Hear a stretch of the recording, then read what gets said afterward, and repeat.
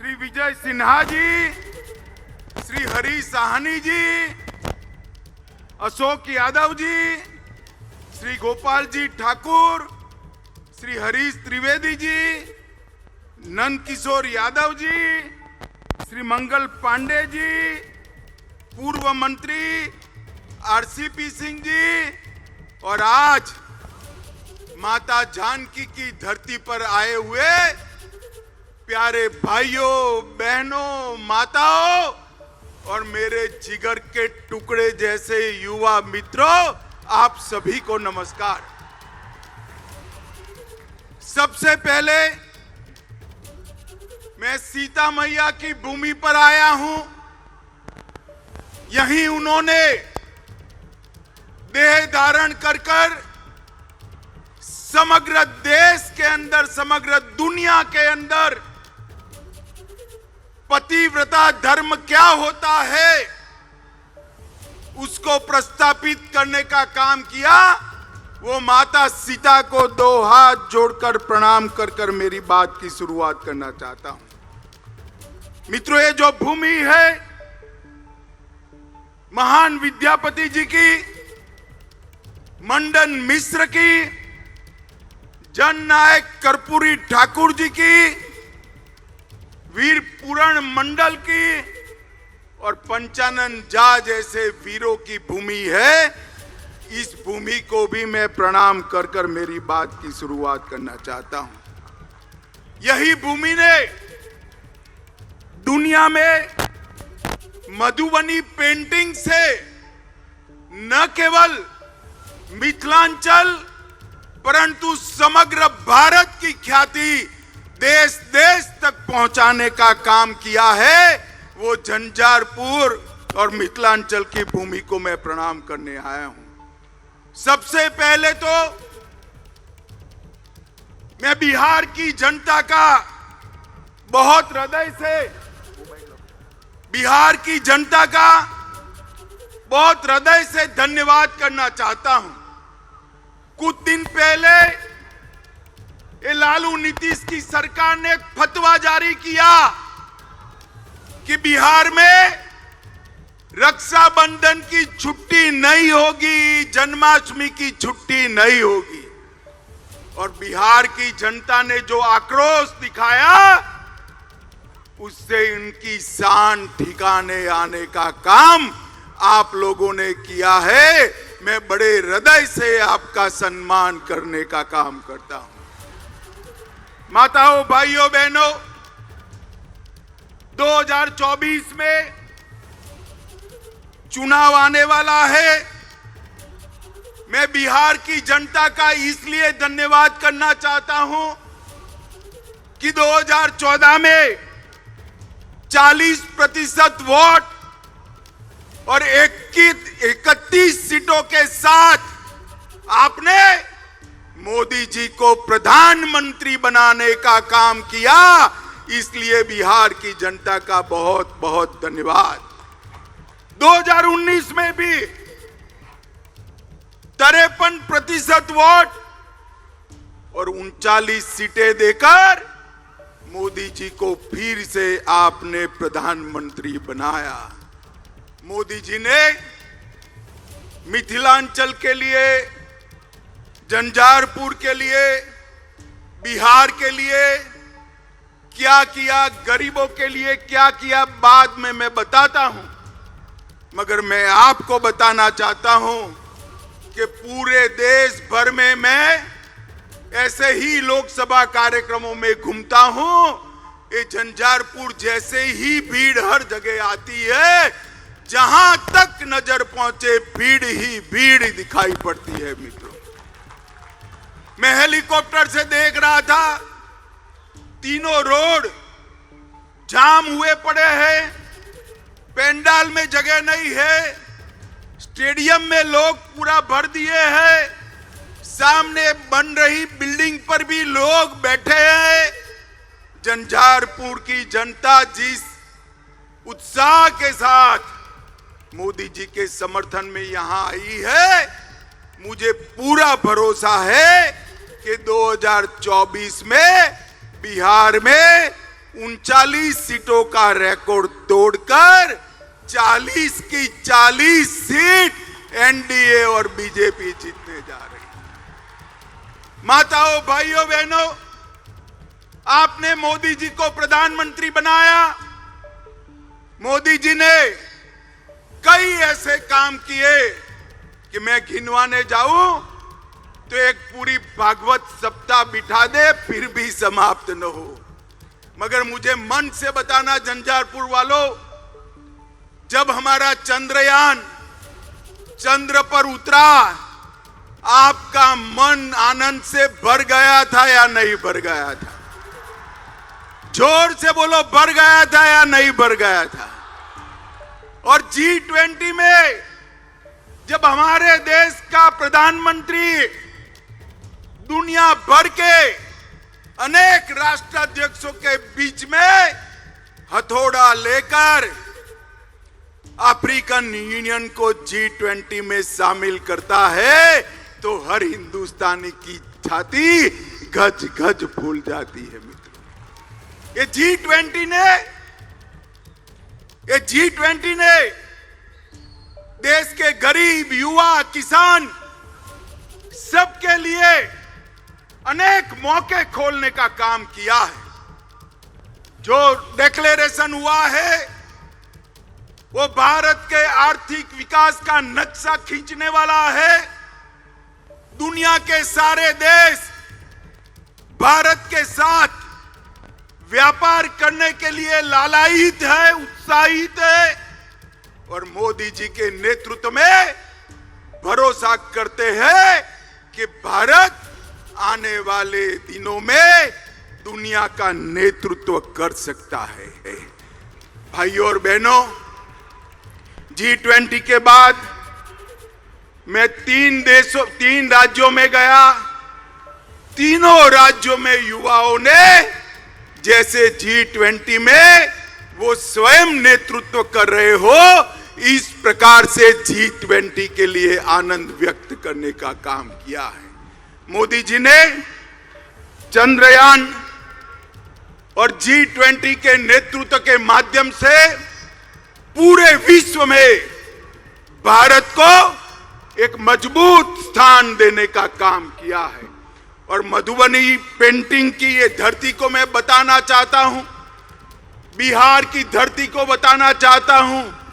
G20 में Madhubani painting और नालंदा विश्वविद्यालय का विशिष्ट स्थान नरेंद्र मोदी जी ने सुनिश्चित किया। और G20 के माध्यम से नालंदा भी विश्व प्रसिद्ध हुई और मधुबनी पेंटिंग भी फिर से एक बार सबके दिलो दिमाग पर छाया हुआ है। माताओं, भाइयों, बहनों, अभी अभी यहां लालू नीतीश जी की सरकार चल रही। मैं बारीकी से बिहार के अखबार पढ़ रहा हूं, बारीकी से पढ़ रहा हूं।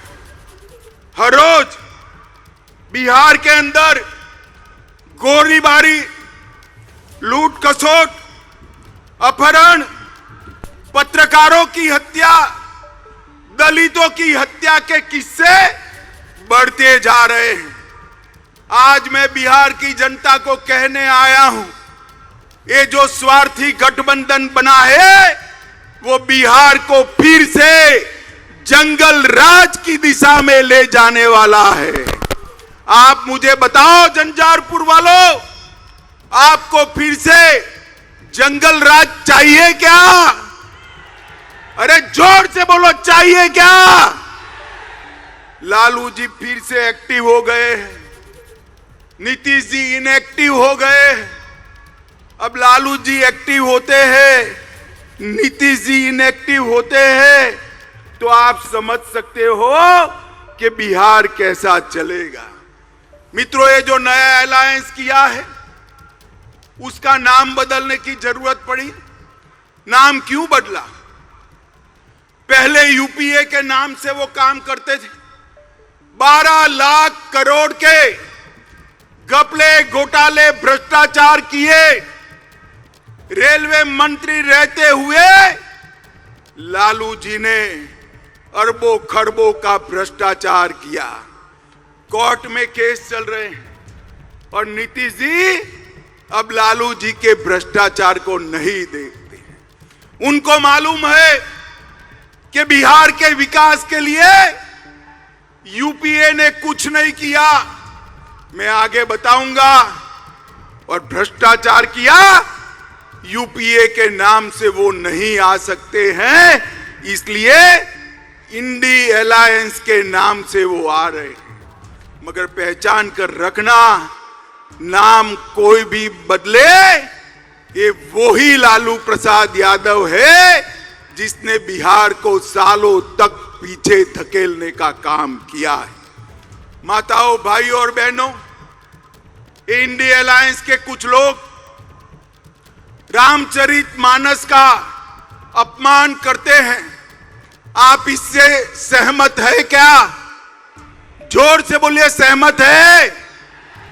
जन्माष्टमी की छुट्टी रद्द कर देते हैं, आप इससे सहमत है क्या? भाई बहन के त्योहार, रक्षाबंधन की छुट्टी रद्द कर देते हैं, आप सहमत है क्या? और वो सनातन धर्म को कहते हैं, कई सारे रोगों के साथ इसका नाम जोड़ते हैं। इनका एक ही काम है, तुष्टीकरण करना। मैं आज फिर से एक बार बिहार की जनता को कहने आया, ये फिर से लालू नीतीश की जोड़ी को विधानसभा में जिताया, मोदी जी को फिर से प्रधानमंत्री नहीं बनाया, तो याद रखिएगा पूरा सीमांत क्षेत्र हमारा घुसपैठ से भर जाएगा, और बिहार के अंदर अनेक प्रकार के सवाल खड़े होंगे। क्या आप चाहते हो भाई कि सीमांत क्षेत्र हमारा घुसपैठियों से भर जाए? जरा जोर से बोलो, भर जाए चाहते हो? माताओं, भाइयों, बहनों, ये वोट बैंक की राजनीति के लिए कुछ भी करने के लिए लालू जी तैयार हैं। यहां पर गुंडा राज की वापसी हो चुकी है, बालू माफिया घुस गए हैं, शराब माफिया लोगों के मृत्यु का कारण बन रहे हैं, टाइम बम बरामद हो रहे हैं, बाढ़ की समस्या के खिलाफ नीतीश बाबू की सरकार कुंभकर्ण की नींद सो रही है, और उफान भरती बागमती सबको डरा रही है। आप मानते हो कि ये जो गठबंधन सरकार है वो ये सारी चीजों का समाधान ढूंढ सकती है? मानते हो भाई? इसका समाधान एकमात्र है, केंद्र में और बिहार में नरेंद्र मोदी जी के नेतृत्व में भारतीय जनता पार्टी की सरकार बनाई जाए। माताओं, भाइयों, बहनों, ये जेडीयू और आरजेडी का जो मेल है वो तेल और पानी जैसा है, वो कभी एक नहीं हो सकते। मैं नीतीश बाबू को कहने आया हूं, नीतीश बाबू, स्वार्थ कितना भी ऊपर हो, तेल और पानी एक नहीं हो सकते, और उसमें तेल को कुछ नहीं गंवाना है, तेल पानी को मैला कर देता है, मानकर चलना। आपने प्रधानमंत्री बनने के लिए जो गठबंधन किया है, वो गठबंधन आपको भी डुबाने वाला है।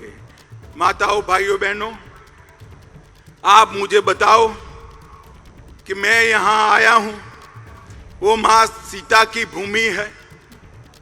आप मुझे बताओ, अयोध्या में राम मंदिर बनना चाहिए था या नहीं बनना चाहिए था? जोर से बोलिए जरा, बनना चाहिए था या नहीं बनना चाहिए था?